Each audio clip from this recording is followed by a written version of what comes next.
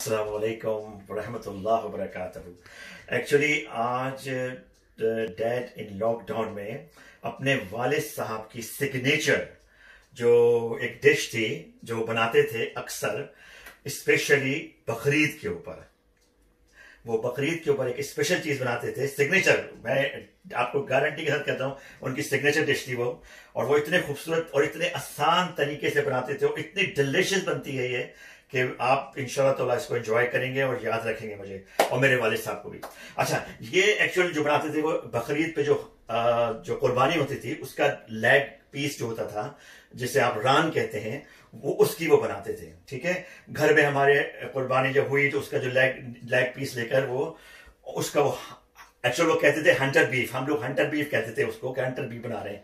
ठीक है, तो वो हंटर बीफ जो है वो ये एक्चुअल मैंने लिया है, मटन ली है, मटन की लेग ली है, वो गोट की लेग होती थी उस दौरान जब कुर्बानी करते थे हम। अच्छा, इसके लिए मैंने ये 3 kg ली है साहब। ठीक है, ये 3 kg आप एक ऐसा लेग पीस ले लें किस मार्केट से, नियरली 3 या 2 kg के लेग पीस आप लैम का ले लें, मटन ले लें या गोट का ले जाएं आप, उसकी ये बनेगा। ठीक है, इस तरह का होल आप लेग लेंगे। ठीक है, ये मैं इसमें पॉट में डाल रहा हूं, इसलिए कि मुझे इसके अंदर जो जूस होता है वो बेसिकली हमें जो यूज करना है वो हमें लेमन इसके अंदर इस्तेमाल होता, कुछ नहीं डालता इसके अंदर। ठीक है, इसमें salt, lemon juice, that's it.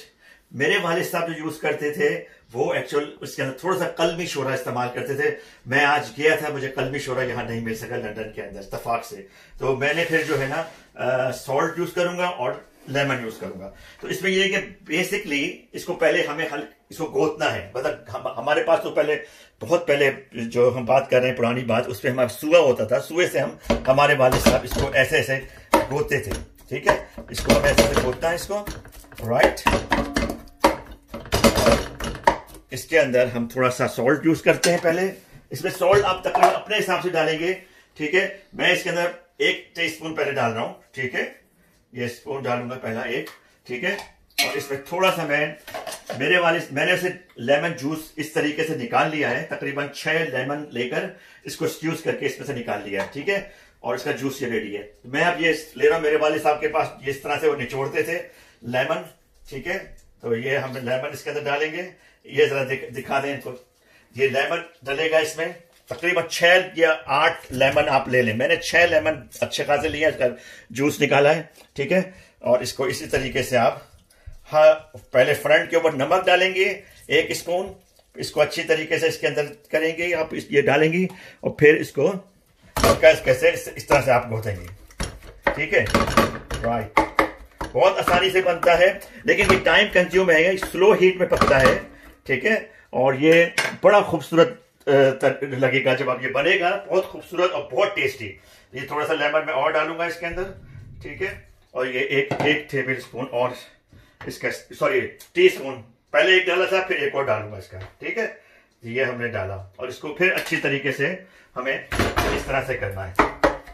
ठीक है जनाब, ये वेरी इजी, वेरी नाइस, जो हमारे वालिद साहब की सिग्नेचर डिश है। और जिन लोगों ने इसको खाया वो याद रखते हैं, वो लोग इनको, हमारे वालिद साहब को, कि क्या खूबसूरत ये बनती थी और क्या टेस्ट इसमें आता था। इसमें ना मिर्चें हैं डलती हैं ना कुछ भी नहीं, सिर्फ नमक, लेमन, और अगर आपके पास कलमी शोरा मिल जाए आपको तो आप कलमी शोरा ले लें। ये दोनों तरफ से हमने इसको पहले 1 दफा गोता, अभी हम दूसरी तरफ से गोत रहे हैं। ठीक है, और हमने तीसरा स्पून डाल रहे हैं हम सॉल्ट का। ठीक है, और लेमन जूस डालेंगे। ठीक है जी, इधर ये दिखा दें जरा, ये दूसरा इसका पोर्ट जो हमने पलट के लगाया है, तो ये इस तरीके से लेमन डाल के, और आप इसको फिर हमने तकरीबन 3 स्पून अब डाल चुके हैं हम नमक इसका। ठीक है, और लेकिन हमें इस तरह से इसको घोटना है और इसको छोड़ना है। ठीक है, ये लेमन का जूस देखिए ये इसके अंदर है, ये डलेगा, ये रहेगा इसके अंदर। ओके, अच्छा जी, अब हम थोड़ा सा और लेमन डालेंगे इसके अंदर, फिर हम नमक डालेंगे और फिर इसको हम छोड़ देंगे। ये हम नमक तकरीबन सारा हम यूज कर रहे हैं इसका, राइट। और ये हम 1 और टीस्पून, तो 4 हमने तकरीबन 4 छोटे चमचे चाय के ले लें आप, ये सॉल्ट हम यूज कर रहे हैं। सॉल्ट आप कम ही रखें, ठीक है, ज्यादा हो जाएगा तो फिर आपको अच्छा नहीं लगेगा इसके अंदर, ठीक है। तो ये अपने हिसाब से 4 डालें, और उसमें बाद में भी ये तकरीबन जब ये बन जाएगा तो जब आपको बाद में यूज करना है, जब हम इसको फ्राई करते हैं उसमें हम यूज कर सकते हैं। तो अच्छा देखिए, हमने 6 लेमन इस तरह से 1 2 3 6 लेमन लिए, जूस निकाला इसका, ठीक है। इसको गोता, उसमें नमक डाला, ठीक है। इस तरह से आप इसको करके, और ये स्लो हीट के अंदर पकेगा, ठीक है। बस इसमें यह है कि स्लो हीट में पकेगा ये, और आपको जो है ना इसको बस स्लो हीट में पकाना है। ओके, बस ये स्लो हीट, मैंने ये ऑन कर दिया, इसको स्लो हीट में पकेगा, और इसमें पानी ऐड होगा, ठीक है। तकरीबन 4 कप आप पानी ले लें, 4 कप्स, जैसे इसका भी पानी छोड़ेगा ये, और इसको हमें छोड़ देना है स्लो हीट के अंदर। तो मैं इसके 4 कप ले रहा हूं, ठीक है। ये तकरीबन 4 कप मैंने यूज किए, ठीक है। 4 कप्स बॉयल वाटर लेके डाल दिया इसको, ये पानी देख लें आप इसका। अब ये स्लो हीट के अंदर ये तकरीबन 6 to 8 आवर्स ये स्लो हीट में पकता रहेगा। बस आपके पास अगर टाइम हो तो आप इसको चेंज करते रहें, इसको पलट लें, इसकी जो डायरेक्शन जो है इसकी चेंज कर लें, ठीक है। और ये स्लो हीट में पकेगा, तो इसको हम बंद कर देंगे। और फिर ये जब सुबह, अभी तकरीबन रात हो रही है यहाँ पर, मैंने रात को चढ़ा रहा हूँ, तो सुबह इंशाल्लाह मैं इसको जब नाश्ता के लिए प्रोग्राम बना रहा हूँ, इसका नाश्ता इस तरह से करूँ मैं, और आप लोगों से शेयर करूँ। तो ये जो डिश है, ये इंशाल्लाह सुबह जब 8 सुबह हम उठेंगे तो ये रेडी होगी, तो वो फिर मैं आपसे मिलूंगा इंशाल्लाह सुबह। Thank you very much. हाँ जनाब, वो जो हमने 6 लेमन लिए थे, उसमें से 1 लेमन का जूस आपने जो निकाला है हमने, उसके जो छिलके हैं, इस तरह से आप इसको काट लें, इसलिए छोटे छोटे कर लें, 1 लेमन के इस तरह से छोटे छोटे टुकड़े करके वो भी इसके अंदर ऐड कर दें आप, ठीक है। वो भी इसमें ऐड कर दें, तो इसकी जो स्मेल है ना वो इसके अंदर आ जाएगी। और ये जो है इस तरीके से मैंने स्लो हीट, देख लें आप, बिल्कुल स्लो हीट में पकेगा। मैं रात को पका रहा हूं, आप दिन में पकाएं इसको, और देखते रहें, चमचा चलाती रहें इसको, ठीक है, अपने हिसाब से इसको हीट। बस ये बॉयल होगा, ये खुद ही स्टीम से, ये स्टीम इसके अंदर स्टीम से ही इसमें ये पकेगा, बस स्लो हीट में। ये पहले हम थोड़ी सी, मैं उसको जब बॉयल आ जाए इसका, उसके बाद मैं इसकी स्लो हीट करके छोड़ दूंगा 6 आवर, और मैं चमचा चलाता रहूंगा इसको अपने हिसाब से। तो आप भी इसको चमचा चलाती रहें, तकरीबन ये 6 to 8 आवर्स में बेहतरीन किस्म का ये स्टीम होगा, ठीक है। इंशाल्लाह फिर मिलते हैं आपसे। देखिए, ये रात भर तकरीबन 4 घंटे से 5 घंटे मैंने इसको पकाया है, ठीक है। अब मैं इसको दिखा रहा हूँ आपको, ये जरा, ये जो है इस तरह से इसने, और मैंने अब तेज आंच से इसका पानी जो है इसने भी छोड़ा, मैंने भी पानी डाला था, तो इसकी अब जो पोजीशन है, इसकी जो लुक है इस लेग का, ये इस तरह से हो गया, ठीक है। तो अब हम इसका पानी खुश करेंगे इसके तेज़ आंच से, और इसको हम देखते रहेंगे। और इसको हम, अगर हमें मूव करना है तो आपके पास ऐसे 2 स्पून हो, कोई भी लकड़ी के या किसी के, तो आप इसको इस तरह से पकड़ के, ठीक है, और इस तरह से आप इसको मूव कर सकते हैं, ठीक है ना। ये आप आराम से मूव हो जाता है, ठीक है। ये आप इस तरह से आप इसको मूव करती रहें, ठीक है। और ये आप जो है ना बिल्कुल ज़बरदस्त किस्म का, मैं आपको दिखा दूँ, देखिए इस तरह से आप चेक कर सकते हैं इसका, देखें बिल्कुल सॉफ्ट, हर चीज़ सॉफ्ट हो गई है इसकी, बिल्कुल सॉफ्ट माशाल्लाह से, ठीक है। तो ये है कि आप, अब ये कि मैं इसका पानी खुश करूँगा, जब ये लास्ट इस पर पानी खुश होगा तो वो फिर मैं आपसे मिलता हूँ। Thank you. देखें, अब मैंने इसको जो है तेज़ आंच में, इसको जब मैंने पानी आपको मैंने दिखाया था, तो अब ये देखें, ये इसने घी छोड़ दिया, राइट। अब ये बिल्कुल रेडी है, अगर आप चाहें तो एज इट इज़ इसको निकाल के इसको आप सर्व कर सकती हैं, ठीक है। लेकिन मैं इसको, हमारे जो वालिद, हमें याद है, जो हमने बताया था उन्होंने, मतलब जो आप देखते थे उनको, इसको पूरी तरह वो पकाते थे, इसका ऑयल को इसी के अंदर ही वो मर्ज हो जाता था, ठीक है। तो मैं ये जो थोड़ा सा इसको और पकाऊंगा, फिर इसको निकाल के आप इसको 1 सेकेंड इसको दिखा दूँ। देखें, ये जो है ना, ये बिल्कुल दोनों तरफ से ये सुरख हो जाएगा, ठीक है। अब ये एक तरफ से सुरख हो गया, ये नीचे भी इसकी जो मसाला है, ये जो लेमन और नमक था, ये देखें इस तरह से ये सुरख। तो हम इसको थोड़ा सा और सुरख कर लेंगे इसी घी के अंदर, जहाँ तक हो सकेगा मैं इसको कोशिश करूँगा। ये सब ऑयल है, जो सॉरी फैट निकला है इसका, पानी खुश्क हो चुका है इसका, सिर्फ फैट है, प्रॉपर घी है ये, ठीक है। तो अब मैं इसको इसी के अंदर कोशिश करूँगा कि इसको 5-10 मिनट और देकर, और फिर इसको मैं निकाल के सर्व करूँगा, फिर मैं बताऊँगा आपको। Thank you. एक्चुअल जब हमने ये बनाया था, तकरीबन जब मैंने आपको 2-3 दफ़ा इसकी सूरत हाल तस्वीर दिखाई थी, पिक्चर दिखाई थी कि इसकी लुक ऐसी होगी, तो अब ये फाइनल लुक इसका ऐसा है, ठीक है, बिल्कुल ज़बरदस्त है। अब मैं इसके सैंडविचेस बनाऊंगा।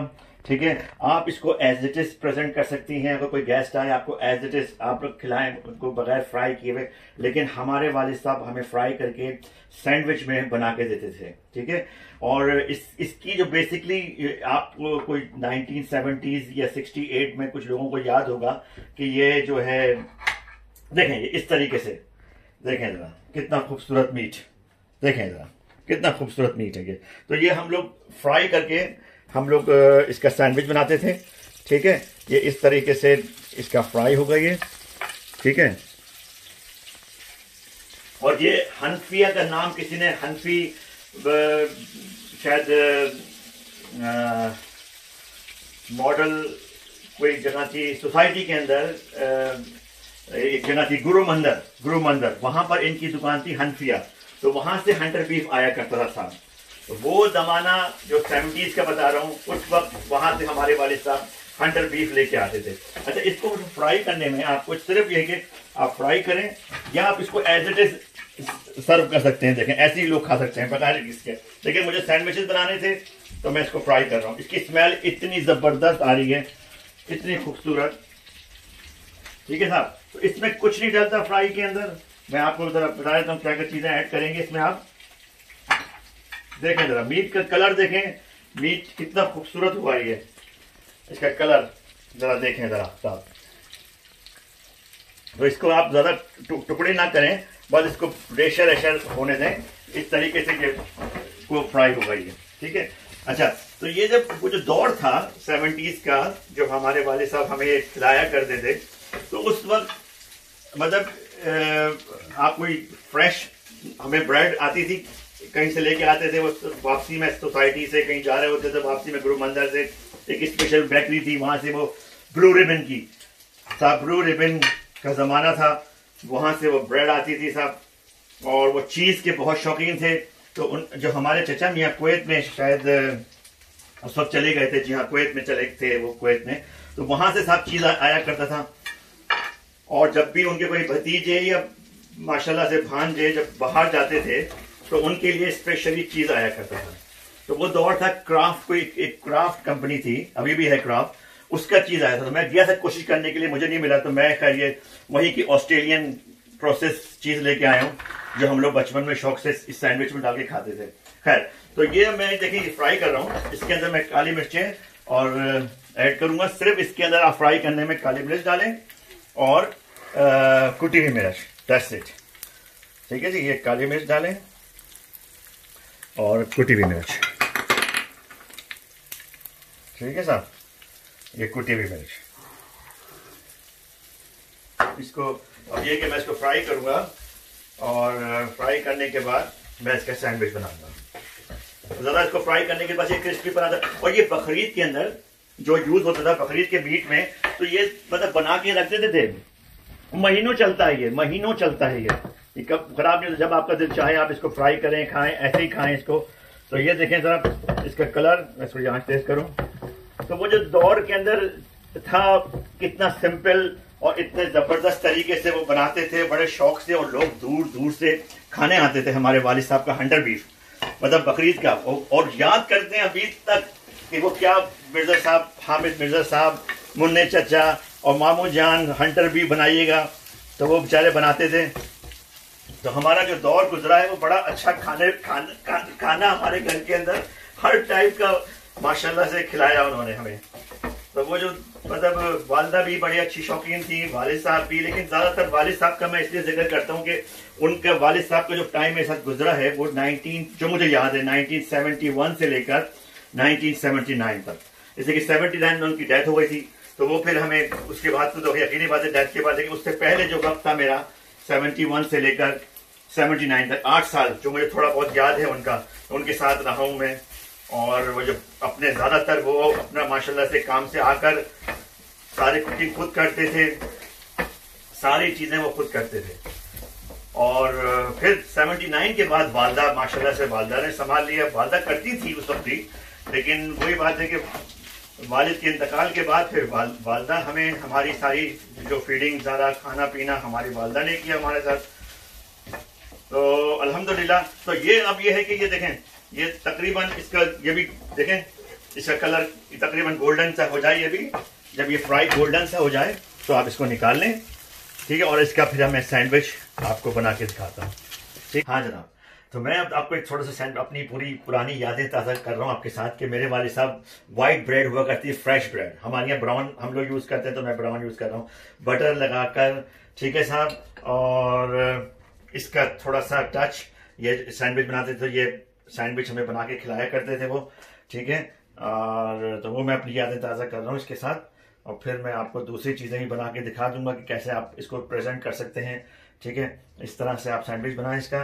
ये चीज़ हमारे यहाँ जो कुवैत से आया करता था या कहीं से भी आया करता था, आई डोंट नो, सऊदी अरब से भी कभी थे लोग या अबू धाबी में थे वहाँ से, तो इस तरह का चीज़ हम लोग यूज़ करते थे, ठीक है जी, उस वक्त। और स्लाइसेस चीज़ भी हो करते, तो ये चीज़ मैं थोड़े से मेयोनीज इसमें लगा लेता हूँ, लेकिन उस वक्त वो मेयोनीज का दौर नहीं था, वो बेचारे सिर्फ बटर और वो लगा के इसको सप्लाई कर देते थे, हम लोगों को खिलाया करते थे।